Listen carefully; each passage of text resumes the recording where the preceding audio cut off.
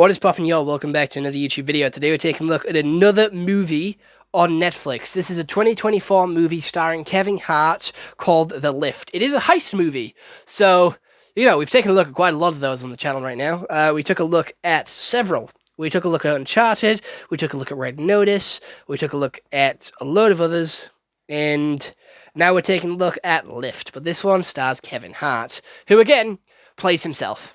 Kevin Hart seems to be playing himself like The Rock does, like Ryan Reynolds does. Each one of their characters feels very similar to the point where they're basically undifferentiable. Undifferentiatable. Undifferentiation. Differentiate. Undifferentiate. I don't know how to say the word. You know what I mean, though. You get what I'm trying to say. But, yeah. So let's quickly skedaddle over to Google, see what they have to say, because we love big old Google, the big high-ups. So it is a 5.5 out of 10 on IMDb, a 32% on Rotten Tomatoes, and a 2 out of 5 by Empire.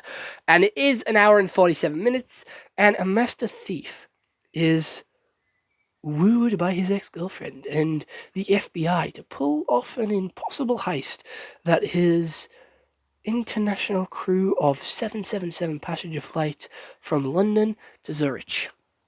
So how this movie starts off is with the pre-movie heist, the opening movie heist to set the stakes and to introduce us to everybody else. So we have, obviously, Kevin Hart, the boss, the leader, buying an NFT from Venice and his crew. We have the getaway driver, we have the hacker, we have the safe cracker, and we have the engineer, two of which are in London stealing the painting, the other three are stealing the NFT from Venice. They manage to do it, and they get caught by the FBI, which give them an opportunity. They're like, hey, we caught you doing this. We can erase your entire life sentence if you do this one job for us. You have to steal a fuck ton of gold from this one guy.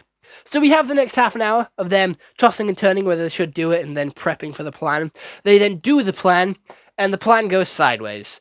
And they get on the plane, someone doesn't get on with them, they back out, and they're flying, and shit goes wrong. They get caught, and they get put on the other plane to take the gold to the people. They end up saving the day and turning it back around, and right at the end, it turns out that they double-crossed the FBI under the FBI's noses, and they actually kept the gold and gave them iron bars instead. Whoa, shocker, absolute twist. There was a plot twist here. There was quite a few backstabs and sort of, switcheroos and, cutting each other off, and it's just predictable heist stuff. However, I didn't see it coming. I was going through this movie and I'm like, right, when's the twist going to come? Who's going to change their mind? Who's going to be like, hey, this gold's mine? Who's going to, turn on who?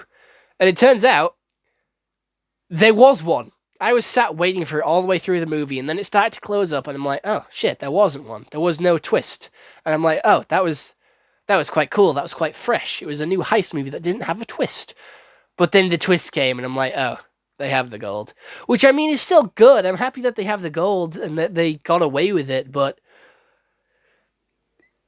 it just made it more generic than it already was, and it just made it like a basic heist movie again, which was something that I was quite happy that it wasn't. It was cool that we had Ned Leeds have a cameo here as the NFT guy, which I wasn't expecting, as he now does have a contract with Netflix, I do believe, to make a couple of movies, and he's definitely grown from Spider-Man. That's where he started his shit from. But the characters aren't that cool. They're not that interesting. They don't have sort of any character progression. They don't really do much. There's no character development or anything like that. The only character development comes from the FBI agent, which again isn't an interesting character all that much, but she grows to like this life of crime and joins them, and that was very predictable from the get-go. Like, you could already tell she was going to be, like, more open to doing crime, but that kind of goes against her origin story of her mum's, like, art being stolen, the whole reason she became a police person.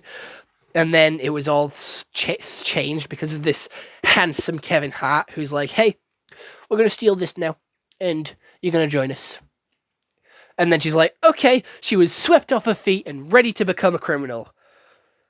I'm going to be honest, I was quite upset when the safecracker was about to be killed. I genuinely thought he was going to get killed because he was my favorite character. I'm going to be honest. He was crazy, he was wacky, he was wild, he was the most entertaining, and he was quite funny to watch, I will admit. He was funnier than Kevin Hart, and he was the most interesting character out of the bunch. I'm not saying this was a bad film. It was still a good film to watch. It wasn't the worst film I've seen.